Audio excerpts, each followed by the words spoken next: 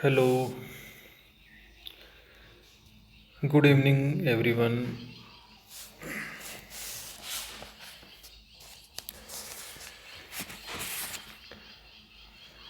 This is Manohar Kumar,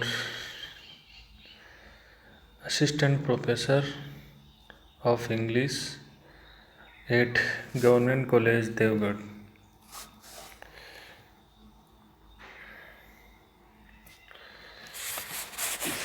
In the previous lesson, we discussed about the introduction of the poem Marriage, composed by Nissim Ezekiel, an Indo-Anglican poet, Jew by birth but settled in Bombay. He was born in 1924 and died in 2004 in Mumbai.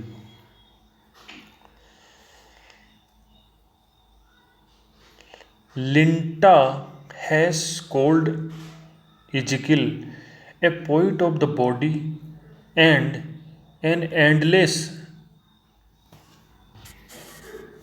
explorer, the labyrinth of the mind.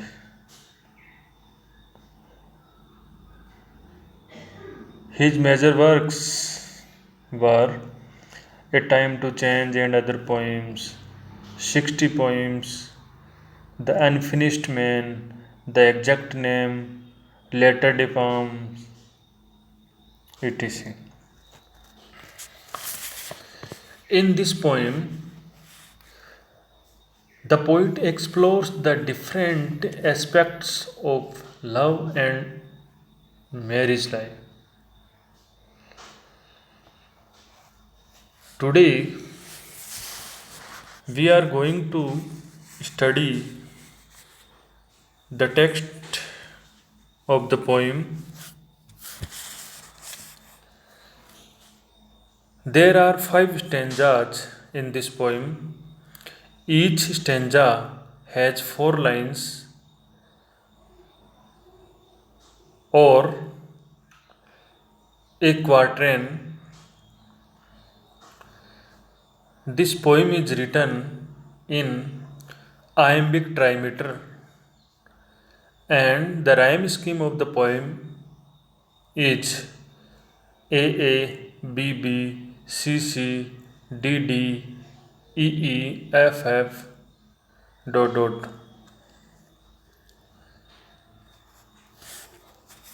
Let us start the poem with the first stanza. Lovers, when they marry, face eternity with touching grace, compulsant it being fated, never to be separated. Lovers, when they marry, face eternity with touching grace.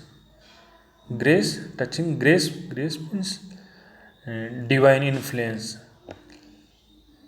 Compulsion means self-satisfied. At being fated, destined to be lived together for good. And they are fortunate to live together, never to be separated, and they think they would be never separated to each other. In these lines, the poet says, when the lovers are married, they face eternity with touching grace. Eternity means immortality. With touching grace, touching with the bless of God or with divine influence. The poet wants to say that the lovers are very happy at getting married with the grace of God and divine influence. Both of them are in a very pleasant mode. They are self satisfied and think that they are destined to live together for the rest of their lives. For good means forever. Both of them are sure that they will never be separated from each other. They feel that this lusty time will have no end.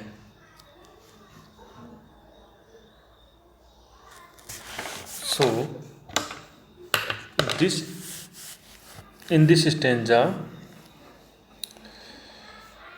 the poet expresses the rapture. Rapture means extreme joy, extreme pleasure of the lovers who are in the seventh heaven at the time of getting married. They are very happy. The four-line stanza is written in iambic trimeter. The rhyme scheme of the stanza is AABB. Iambic trimeter. What is iambic trimeter? In this meter, each foot has two syllables, of which the first is unaccented and the second accented.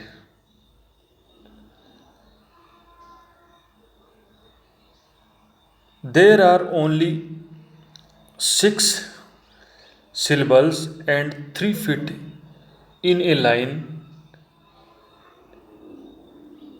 in iambic trimeter. So, iambic means in iambic a foot,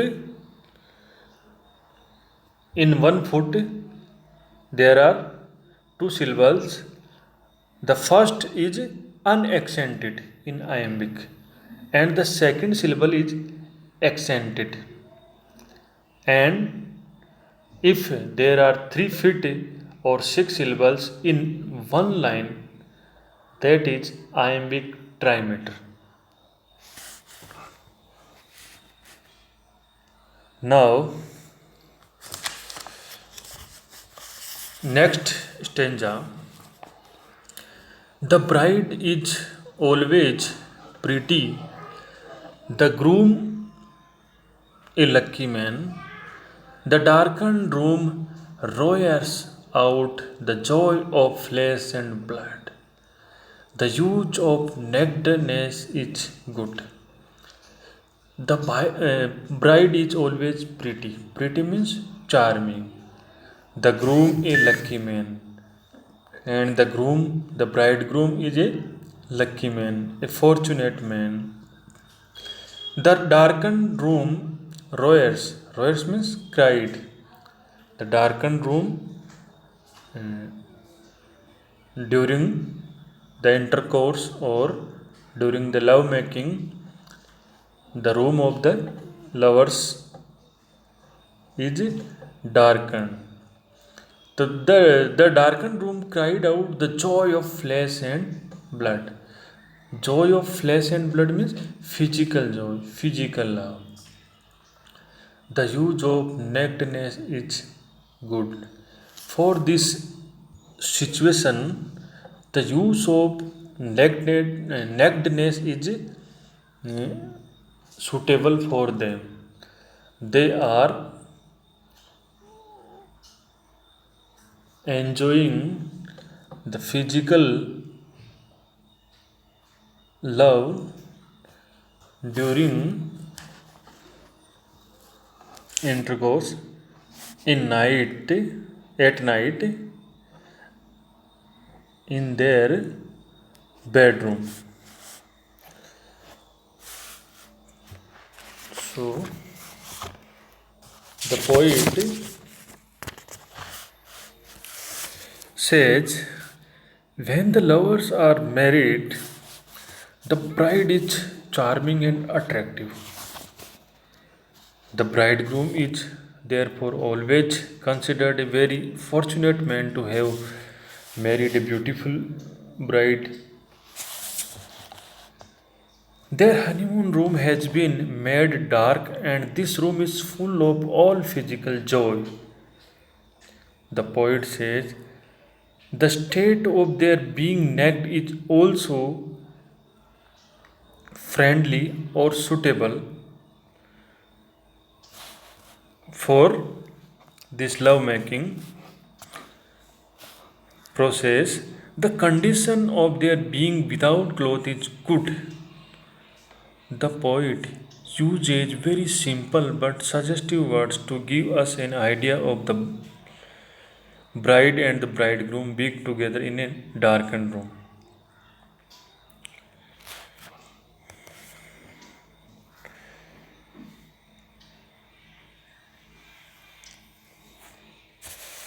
The physical joy of the newly married couple is a very suggestive manner. So, in this stanza, the poet describes the describe the bedroom condition of the lovers during intercourse and lovemaking without clothes.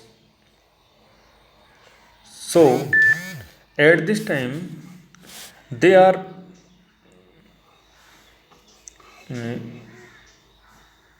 getting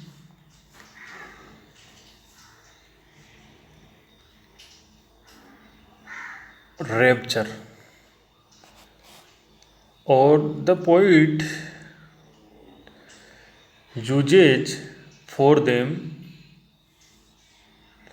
darkened room or nakedness for their situation during this intercourse process. So,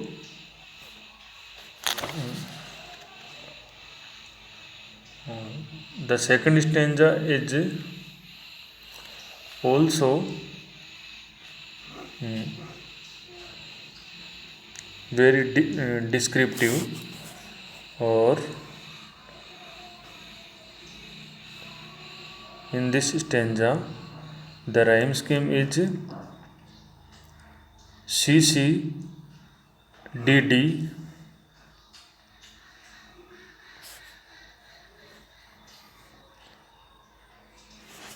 So these are two stanzas I have explained today. In our next lesson, we will discuss on remaining three stanzas. Thank you for today.